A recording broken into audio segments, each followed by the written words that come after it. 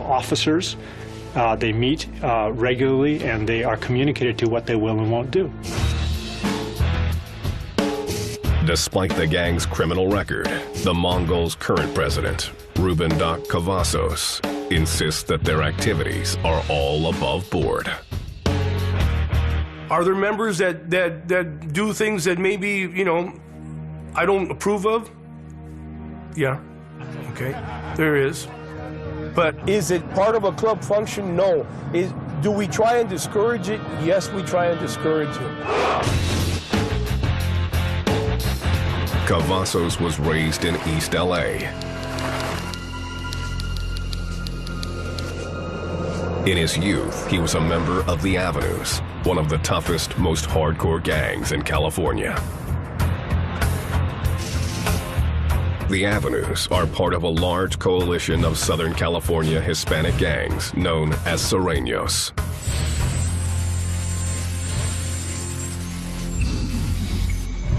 A group whose size grants them extreme power on the streets of LA.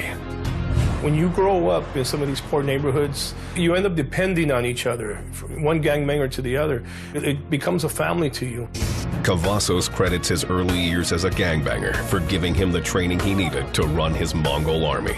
On the streets, it's all about respect, okay, and lack of. Okay, if you feel disrespected, you're going to take up arms or whatever you have to do to gain that respect. Okay, almost immediately, you got to take up a weapon. There's just no way around it. It's survival. A love of motorcycles drew him to the Mongols. He rose through the ranks, and in 2002, took the reins of the club. When I took the club over, it was known as an East LA club. You know, they want to call it a gang, but it's a club. An East LA club, and we are in just about every state in the nation now. And we're also in Mexico, Canada, Italy, Australia.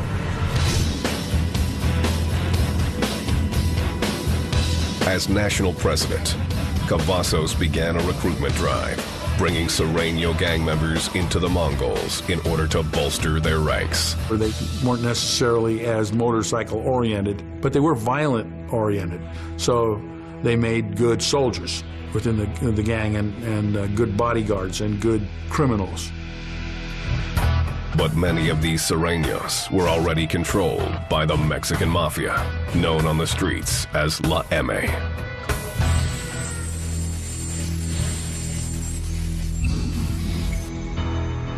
La M is one of California's most notorious criminal organizations, with as many as 50,000 foot soldiers working for them out on the streets. These foot soldiers execute the Mafia's orders and pay them a cut from their drug trade.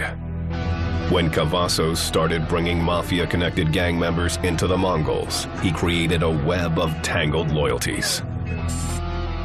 Reporter Chris Blatchford has been covering LA's gangs for 20 years. And there was some question, well, you know, whose side are you on? I mean, that's when the violence started. January 2004. The trouble began in Rosemead, California, a small town 11 miles east of LA. La Sangra, a gang loyal to the Mexican Mafia, was running a methamphetamine lab out of a motel room. Profits from the operation were going to the Mafia. Several Mongols who were staying at the same motel let their curiosity get the best of them when they walked by the room. They saw something they recognized as drug dealing, and they get into a verbal exchange with the gang members who are running the drug lab, and eventually it turns into a confrontation. After trading heated words, one of the Mafia members pulled out a gun and fatally shot one of the Mongols. Police quickly descended on the motel, uncovering the meth lab. The incident infuriated Mexican Mafia leaders, who lost $10,000 in the bust. They demanded that the Mongols cover their lost earnings. Mexican Mafia felt that that was an insult to them, that they had lost money had the drug dealing not been compromised, and so they told the Mongols, "You owe us some money." Not only did the Mafia order the Mongols to pay for the lost lab, they issued a bigger, sweeping demand. Because many of the new recruits working part-time for the Mongols had ties to the Mexican mafia, the mafia demanded a percentage of all the Mongols' drug sales. They see these other Latino kids joining the Mongols as people who have affiliation towards them. The Mexican mafia went, wait a minute, you're selling drugs and you're working with the Mongols and you're kicking back money to the Mongols? The Mongols are going to pay us a drug tax. A representative from the Mexican mafia paid a visit to the Mongols' president, Doc Cavazos. And he says to me, well, you guys need to pay your tío, which is uncle in Spanish. And I said, well, you know, I'm not giving my tío anything. I explained to him that's not what we're about and that we are not giving up a penny. Cavazos later called together his Mongol army to take a vote that would determine the gang's fate. I asked him, what do you want to do? Meaning, you know, do you want to pay them? How do you want to handle this? All at once, they just scream, no, we're not paying them. When they stand up in unity and say, we'll go to war, it's really something, because you know they mean it. It was a question of respect. Authorities believed it would be a bloodbath. The Mongols, they don't control the whole system the way the Mexican mafia does. And the Mexican mafia is very patient and will wait until its opportunity arises, and then, you know, a lot of people will die. The Mongols vowed they would never surrender. And to let you know that a Mongol will always win. A Mongol will always come out on top. You know, I will not lose. You know, if I'm down, I'm going to get up and keep coming at you until I can't do it anymore.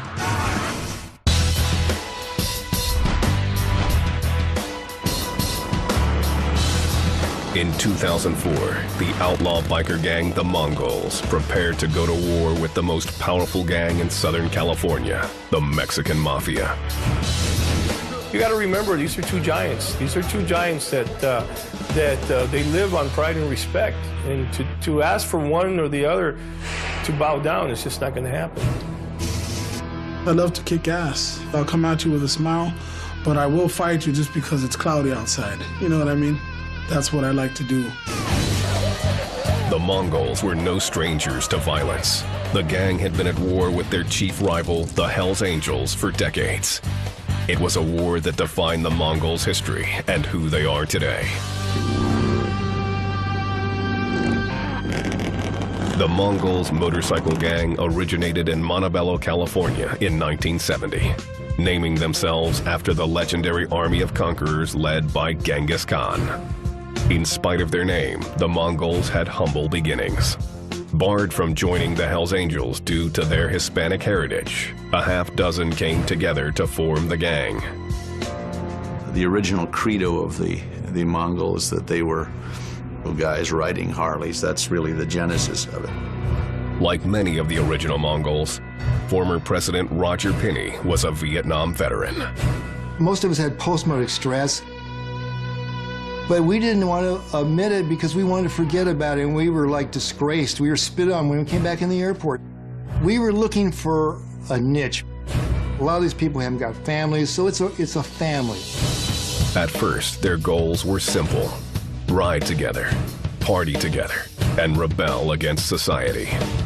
But they weren't just friends bucking convention. The gang quickly attracted members with criminal tendencies, and soon the label outlaw stuck to them. Reports of stabbings, shootings, and statutory rape followed the Mongols wherever they rode. As they grew in numbers, the Mongols began to encroach on the Northern California territory of the Hells Angels. Soon, these disaffected war veterans traded one battlefield for another as they went to war over turf with the Angels. It was a fight that started over a black and white patch. A Mongol's proudest possession is a patch displaying their club colors. Worn on their vests, it's split into 3 pieces with their logo in the middle. Over the top, it says the name of the gang, and on the bottom, it says where they're from. The Hells Angels claimed all of California as their territory and declared ownership of the state on their patch. Starting in the early 1970s, the Mongols also wanted to claim California and put the state name on their patch. The move infuriated the Hells Angels. Well, the Hells Angels came to the Mongols and said, you need to take it off. And obviously that didn't go well with the members of the Mongols Motorcycle Club. And they basically told them, you know, F off. That's how the first war started. Clashes between the two gangs escalated from barroom skirmishes into bloodier and deadlier reprisals. They're going to go from fighting on the street in drunken brawls to stabbing each other. From there, they're going to go to shooting each other, and from shooting each other, they'll go to bombing. Nothing would be off limits in the two gangs' fierce struggle for power. Summer 1977. The Mongols held a funeral for two of their own killed outside San Diego by the Hells Angels. Just before the ceremony began, someone dropped off a bouquet of red and white carnations, the Hells Angels colors. He sets them up near the deceased and proceeded down the street. Before anyone can do anything about it, the car that he had drove up in exploded.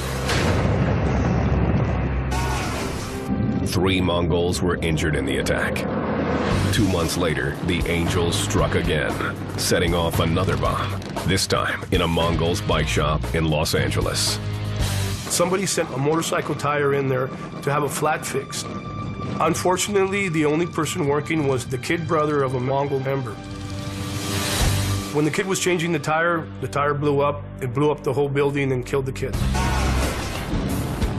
The Mongols retaliated. At a biker bar in Lemon Grove, California, 126 miles outside LA, 4 Mongols attacked and killed a ranking member of the Angels. Soon after that, the Mongols executed a Hells Angels chapter president. The executions of 2 higher-ups in the Angels organization set off shockwaves throughout the biker communities. In a series of meetings, top leadership came together and the 2 rival gangs made a pact. The Mongols could continue to wear the California patch, but agreed they would not open any new branches in Northern California. The Angels would leave Southern California to the Mongols. After a decade of bloodshed, the brutal turf war was over. But the constant battles had drained the Mongol nation of resources, men, and morale. By the early 1990s, their ranks dwindled to about 100 members, an all-time low. The smart money was that they were on their way out. Realizing that they were on the verge of extinction, the Mongols relaxed their recruitment standards to disastrous results. In 1998, an agent with the Bureau of Alcohol, Tobacco, and Firearms was able to infiltrate the gang. For the next 2.5 years, the ATF built their case against the Mongols. In May 2000, more than 650 law enforcement agents raided the homes and offices of Mongol gang members throughout California, Colorado, Oklahoma, and Georgia. They came to everybody's house and they threw their flashbang grenades and they yanked people out of their homes and what have you. The operation nabbed 42 gang members on charges of arson, extortion, drug dealing, and murder. The raids failed to take down any of the Mongols' top leaders, and the gang was soon on the rebound, this time coming back even stronger. The ATF bust had been televised throughout Southern California, and the exposure proved to be good for Mongol recruitment. I think we almost doubled in size. It's amazing how people come to you and want to join. By 2001, the Mongols were back in business. Their rapid growth had them again looking to expand north, a move that was forbidden by their truce with the Hells Angels. We wanted to start a chapter of the Mongols in San Jose, California. The Hells Angels were claiming Northern California as all theirs. According to them, that was their territory. We were to stay out of it. The Mongols ignored the treaty and opened the branch, reigniting the two gangs' long simmering rivalry. Soon after we started the San Jose chapter, we were having these little skirmishes with the Hells Angels, little boxing matches here and there. After a while, communication was cut off, okay? When one side no longer wants to negotiate or speak, you can bet there's trouble coming. Laughlin, Nevada, April 27, 2002.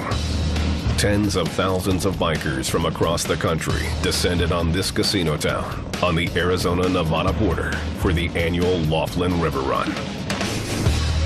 The Mongols and the Hells Angels had arrived in full force, but were keeping a safe distance from each other, staying at hotels on opposite ends of the Strip. Until the night of April 27th, when the Hells Angels came looking for a fight. A group of angels went to drink at Harrah's, the Mongols hotel.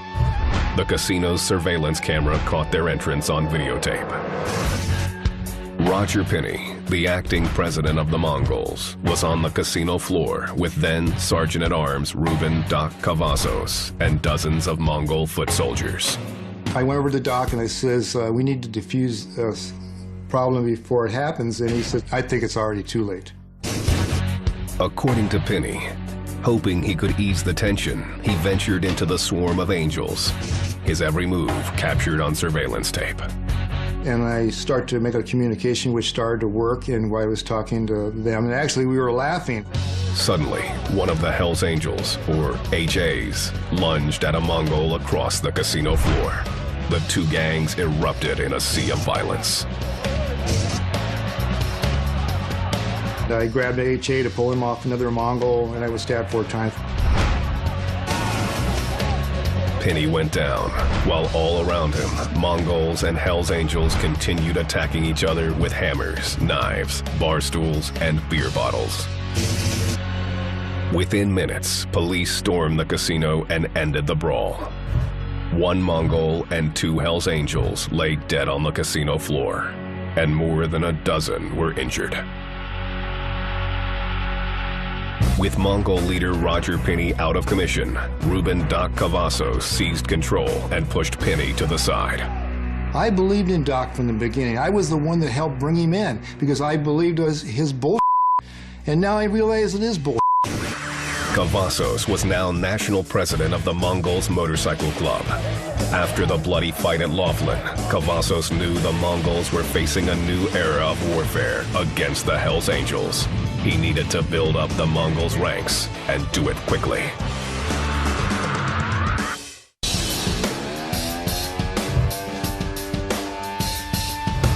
LA, 2002. After a decade-long truce between the Mongols Motorcycle Club and the Hells Angels, the two arch rivals went to war all over again. One of them is going to be the victor and one is going to be the vanquished. And whoever wins, of course, will try to expand their territory. Mongols President Ruben Doc Cavazos set out to grow his biker army as quickly as possible. The ranks of the Mongols numbered in the hundreds, while the Hells Angels had thousands of members spread out across the nation. Outmanned by their enemies, the Mongols launched an aggressive new recruitment strategy.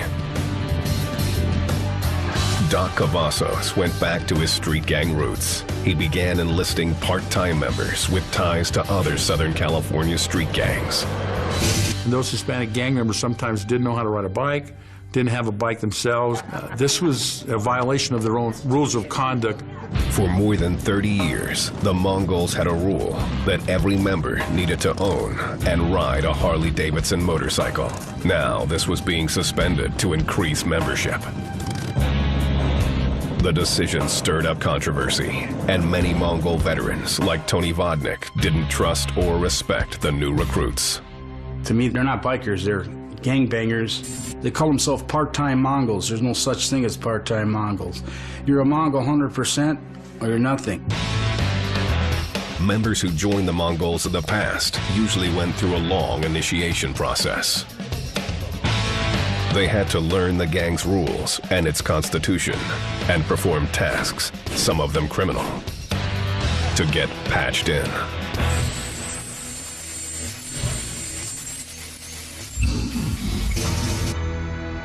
They have patches in which they are rewarded for certain kinds of behavior, and the behavior that they get a patch for is antisocial, violent, offensive behavior.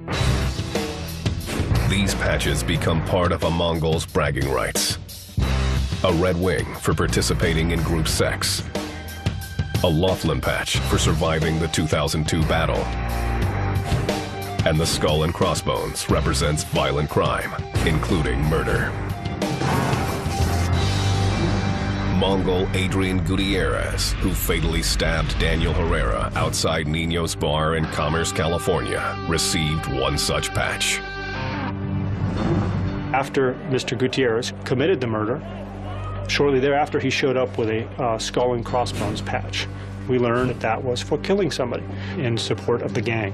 And that's the kind of thing they take pride in. They're set forth in their bylaws what patches you can get, just like the Boy Scouts give merit badges. Every patched-in member is chosen for a unique skill he offers the organization.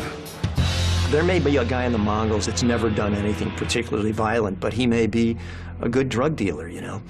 And he's a money maker of some kind. Maybe he's not a drug dealer, but he has some other kind of scam going that he can bring money into the club. You know, another guy might be a stone killer, and he may be an enforcer, and that's what he's famous for. Each person has a role.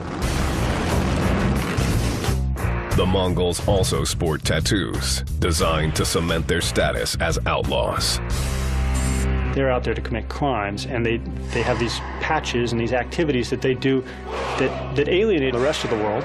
And tie them in closer to the gang. For many, the gang becomes a virtual family. Family was kind of weird for me, so I found it in other areas of my life. And I've never seen a group of people be as brotherly and loving as the Mongols are. And many members are willing to set aside their traditional family to serve the gang.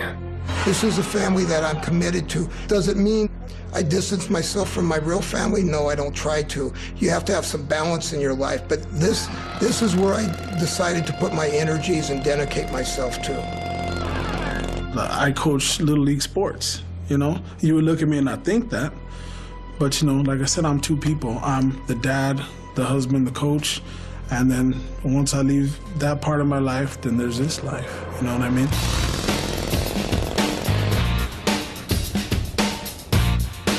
To be a Mongol requires following a strict military-like set of rules. Even with the influx of new recruits, Doc Cavazos insists that the membership guidelines remain mostly the same. We dictate what you're allowed to wear on your vest and what you're not. We dictate the type of shoes that you can wear, the way you stand, the way you act in public, even your face. You used to have what was called a war face, and that was your face in public. The meaner, the harder you looked, the less chance there was of somebody making a move, a violent move on you. Just like the Army takes people and tries to get them to change their life view, and the Mongols try to get you to change your life view and become a Mongol. Who the f*** are we? We are Mongol Raiders, the Raiders of the Night! Once inside, the gang follows a strict chain of command, with the president and vice president at the top of the organization. Underneath the leaders, there is a secretary, treasurer, and a sergeant-at-arms, followed by other specialized positions. I'm what they call a club enforcer. When there's people out there who don't really agree with what has to be taken care of, I make sure that they agree with it. I don't take no for an answer. Doc Cavazos leads his men like an army at war. He keeps frontline units at the ready for any crisis. We have response teams that are standing by in case there's a problem in any bar or restaurant. If there's a problem, they are to go in there and either save the member that's in trouble or else eliminate everybody who's caused him his death, okay, if that's the case. Cavazos also runs an intelligence unit that gathers information about rival gangs. I'll dress differently, and when the Mongols are headed to a bike function, I would enter it ahead of time, and I will mingle. And I will mingle and find out who's there, what clubs, what people. and I will not let on that I'm a Mongol. It's part of our intelligence. So it's very much like the military. The gang also uses a coded language. After one murder, the Mongols issued an internal alert to evade the police. They put out what's called a Code 55.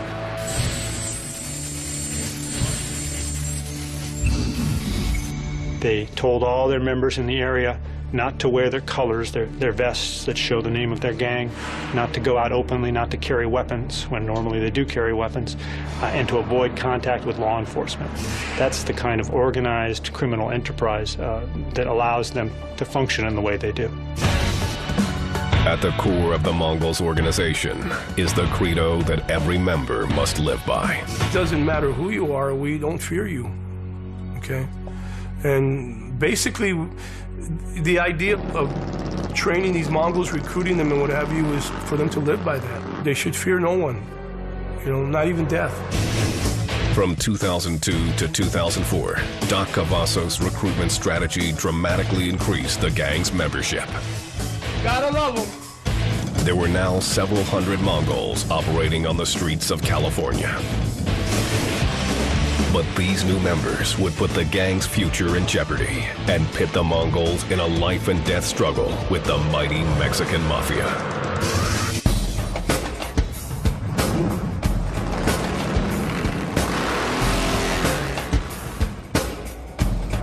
January 2004.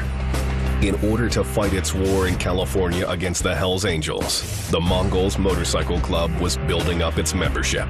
The gang was expanding in size and reach, but its new method of recruitment was backfiring. The Mongols' leader, Ruben Doc Cavazos, had welcomed members of LA's street gangs to join them as part-timers.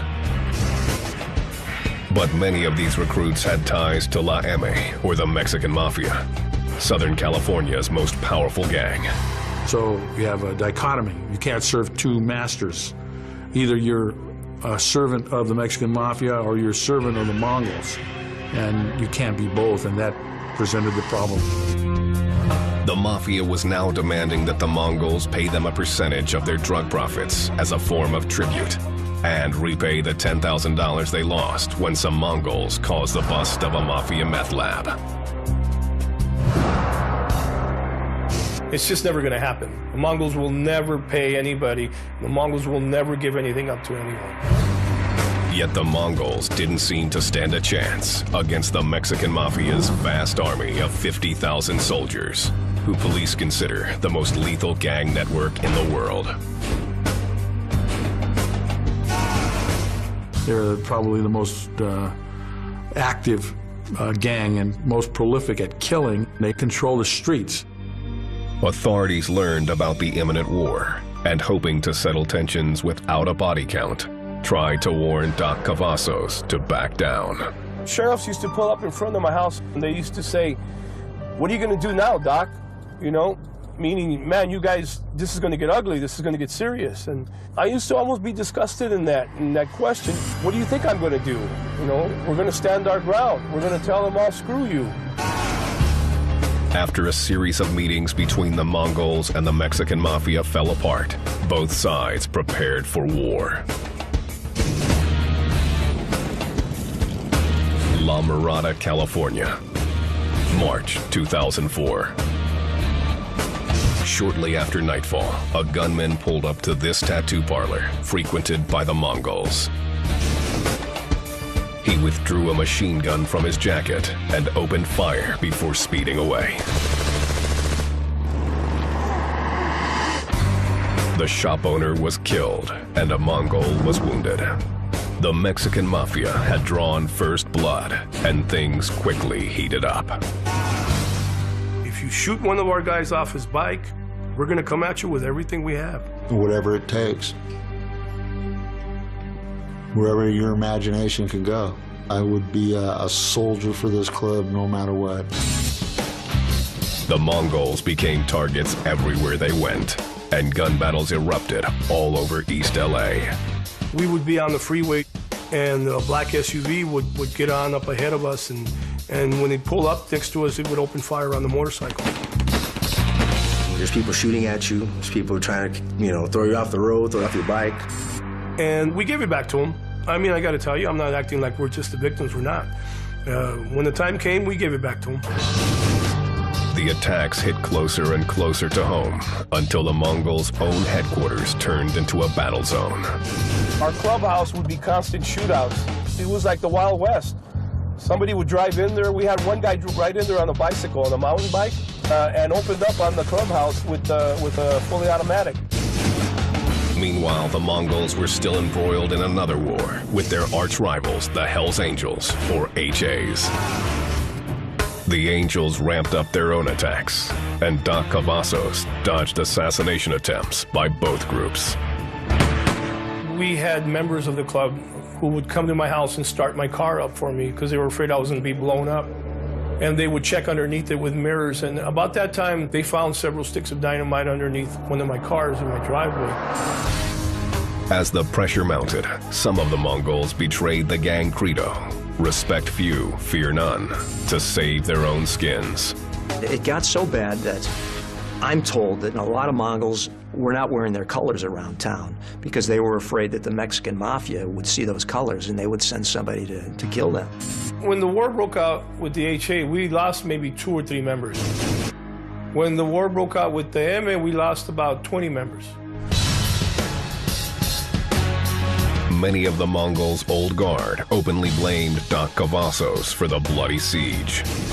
They said that if Doc hadn't recruited part-timers from Sureños gangs, they never would have been at war with the Mexican mafia. Cavazos responded by forcing dissenters like veteran Roger Penny out of the gang. It's just when he realized people weren't happy with what he was all about, he kicks them out, which he has kicked out more people in his time of reign than the whole club has been together since the beginning of time. And this is a prime example of what's going on right to this day. The war was tearing the Mongols apart, but Cavazos refused to cave. Well, if a shootout is what somebody wants, a shootout is what we'll give you. It got to a point where the characters who were originally involved, you know, moved out of their homes, okay, because, you know, I guess they feared that Mongols were coming by their house all the time. The Mongols were managing to stand their ground. But with 2 ongoing wars and growing dissension within his own ranks, Cavazos faced an uncertain future. I don't even want to say what might happen to this man. You know, if he ever gets locked up, he's gone. The man is gone.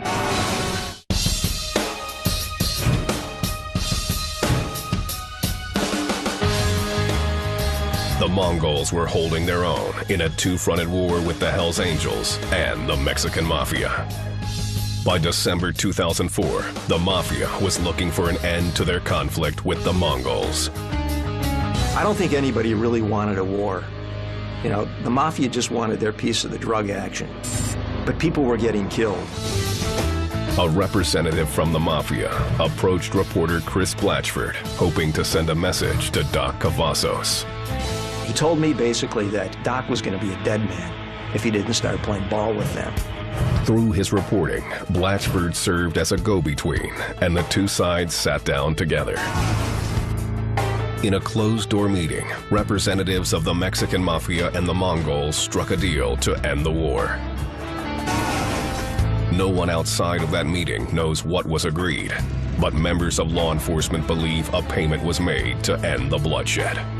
I think everyone involved kind of realized, you know what, this is not going to go anywhere nice. Yet growing conflicts within the gang itself still challenged leader Ruben Doc Cavazos. There's a faction in the Mongols that don't think that Doc Cavazo is a real hardcore biker. They see him more of a politician and a manipulator who surrounded himself with some thugs that take care of him and sort of watch his back. Many of the old guard Mongols were thrown out of the group for questioning Cavazos. They accused him of weakening their organization by filling it with part-time gang recruits of dubious loyalty. I was like, what's going on here with Doc? Part-time Mongol. If you have a bike, you're wearing that patch, you ride, and you act like you're a biker. You act like it. You conduct yourself as a biker. There's, I'd say, hundreds of brothers would like to come back, but they're never going to do it as long as Doc is in control, because they're not going to put up with it. We just have this, as far as I'm concerned, disease right in the middle of there still.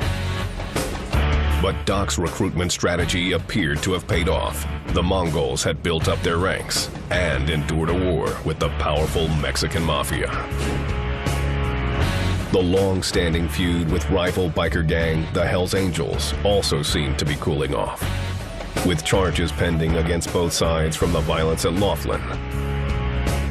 The gangs fell into an uneasy peace. These guys are all tough guys, but, you know, they also want to live a life.